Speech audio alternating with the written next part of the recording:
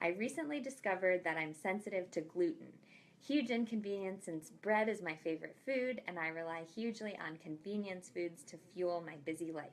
Any recommendations for making a shift that's not too hard to sustain?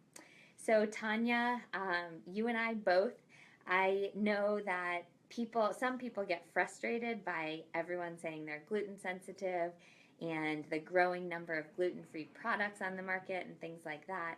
But I do believe that many people feel better without gluten. 1% of the US population has celiac disease, about 6% have what's called non celiac gluten sensitivity, but research shows that up to 70% of people actually feel better without gluten, and their reactions are things like bloating, headaches, fatigue, just general stomach discomfort, more like irritable bowel syndrome, things like that. Um, and so, for all those people, I think it's a good idea to eliminate gluten. Um, Now, I say eliminate and I mean eliminate, but I do think that if you don't have celiac disease, it makes sense for a lot of people to taper off over time. The idea of thinking, oh my gosh, starting tomorrow, I can never have bread, pasta, cookies, anything that I love for the rest of my life, that's really overwhelming for people. And I don't recommend people look at the or the big spectrum like that. I really recommend instead that you take it day by day.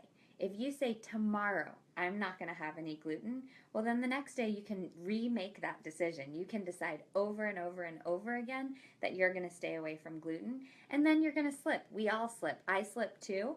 And when I do slip, I feel junky the next day. I feel really bad. And that's a really great reminder to me of why I'm doing this in the first place. I deserve, and so do you, to feel my best every single day. And when I feel good, I'm more productive, I'm better able to serve my clients, I'm happier, my workouts are better, all this kind of stuff. And so when I slip and I have gluten or I have whatever, and all that stuff doesn't happen the next day, I feel like I can't show up in life. That's a really good reminder to me of why I stay away from it. So, first tip is take it day by day. Don't focus on the big long term challenge of eliminating gluten. Take it day by day. The next tip for eliminating gluten is to pick one thing. So, let's say you have a sandwich every day. Um, Ultimately, I would like you to trade the bread for a whole food, something like a lettuce wrap. I think most of the gluten free products out there are really junk. They have to add in a bunch of salt, sugar, fat, or other chemicals and additives to make it taste good when they take out the gluten. Most of the time, that's sugar, and it's just not good for you. So staying away from mostly gluten-free products is good, but you can transition to get there. So back to your sandwich example, day one or week one, you can try things called wraps, WRAWPS. I'll put all these links in the comments. Or raw wraps. I love raw wraps. They're made out of spinach, quinoa, and apple. You can roll them up just like a regular wrap. And then you can go to paleo wraps. Paleo wraps are another product I really like, made out of just coconut. I'll link to those as well. And then you can go to nori. Nori is seaweed. Sometimes I roll up turkey in some nori, and it tastes really good. It's kind of like turkey sushi or something like that. And then you can go to lettuce wraps. But if you just went tomorrow straight to lettuce wraps, you might feel like, oh my gosh, where's the bread? Here's another product I need to make a note. I'm going to type it in as I'm doing this. There's a Mikey's English muffin that's frozen. It's made out of almond meal, gluten-free, and it's a fun English muffin type substitute. But what I just mentioned, that's a substitute that's made out of whole foods. You can look at the ingredients and see like almond meal, egg whites, salt. I think that's pretty much it.